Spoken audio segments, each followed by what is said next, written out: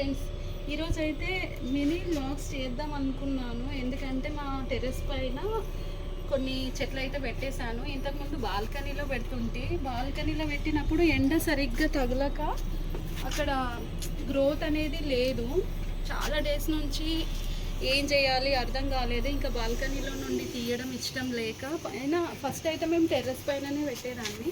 Apartment కదా, terrace పైన పెట్టడం వల్ల ఇక కొంచెం మాకే ఫ్లోర్ లీకేజ్ అవుతుంది అనేసి పెట్టలేదు. నేను ఇస్కాన్ టెంపుల్లో పుష్పక అభిషేకం ఉన్నప్పుడు ఫ్లవర్ డెకరేషన్కి వెళ్ళినప్పుడు ఈ చెట్టు గింజలు చేసినప్పుడు కొన్ని నా డ్రెస్లో ఉండే, వచ్చిన తర్వాత చూస్తే గింజలు ఉన్నాయి కదా అని వేస్తే ఈ చెట్టు అయితే వచ్చేసింది. నిజంగా చూడండి ఎంత బాగున్నాయి, అసలు చాలా బాగున్నాయి.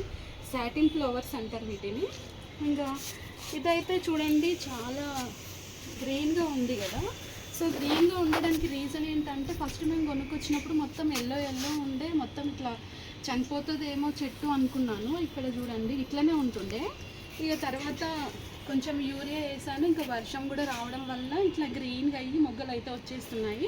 మనం గ్రీనరీ పెంచుకోవాలనుకుంటే మాత్రం ఖచ్చితంగా 15 డేస్కి ఒకసారి, 1 మంత్కి ఒకసారి ఖచ్చితంగా కొంచెం యూరియా చెట్లకి వేసుకుంటే బాగుంటుంది. ఇంకా రోజ్ చెట్లు చూడండి, రోజ్ చెట్లు అయితే చాలా చాలా బాగున్నాయి. అండ్ అంటే ఇది కొన్నప్పుడు నాకు ఆయన ఏం చెప్పిందంటే రోజ్ చెట్లకి గ్యారంటీ అయితే ఇయ్యము, అవి ఉంటాయో పోతాయో తెలియదు అని అన్నాడు.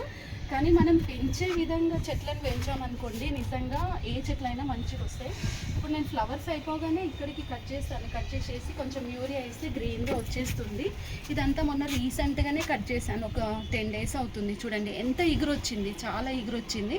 దానికి తోడుగా యూరియా కొంచెం అంటే కొంచెం చెట్లకి వేసేట్టు ఉంటాయి కదా, వాటిని వేయొచ్చు. ఇంకా రోజ్ ఫ్లవర్స్ అయితే చూడండి, వైట్ రోసు ఇప్పుడే వర్షం పడింది కాబట్టి వాటర్ చినుకులు కూడా ఉన్నాయి. ఇక్కడ మీకు అర్థమవుతుంది అనుకుంటాను, ఇక్కడ వాటర్ చినుకులు కూడా ఉన్నాయి. ఇక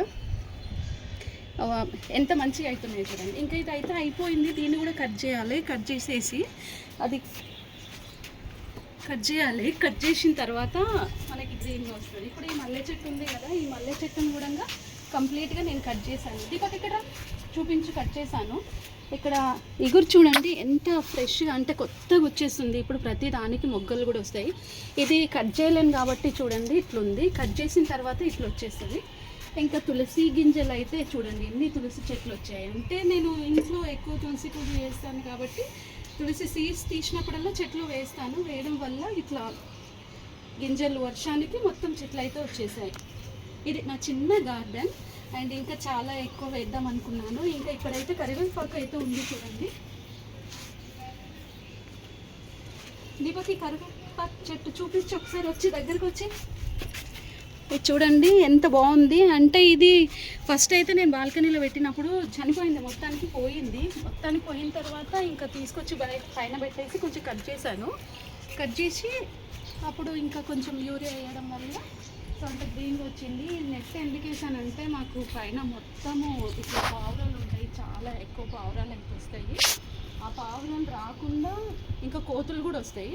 ఈ చిన్నవి కూడా పీకేస్తూ ఉంటాయి కాబట్టి అనేసి ఇట్లా నెట్ తీసుకొని వేసాను. అదే ఇండిపెండెంట్ హౌస్ అయితే ఇంకా గ్రీనరీ చాలా బాగా పెంచవచ్చు.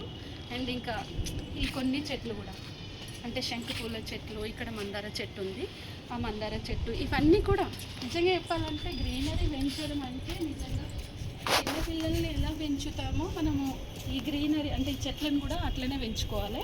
అలా పెంచుతేనే ఇవన్నిటివి గ్రోత్ అయితే వస్తాయి. ఈరోజు అయితే ఈ వ్లాగ్ మీకు నచ్చింది అనుకుంటాను. ఈ వ్లాగ్ నచ్చింది అనుకోండి, ఇంకా నేను వ్లాగ్స్ చేయాలి అనుకుంటే కామెంట్ చేయండి. Please support me. Thanks for watching.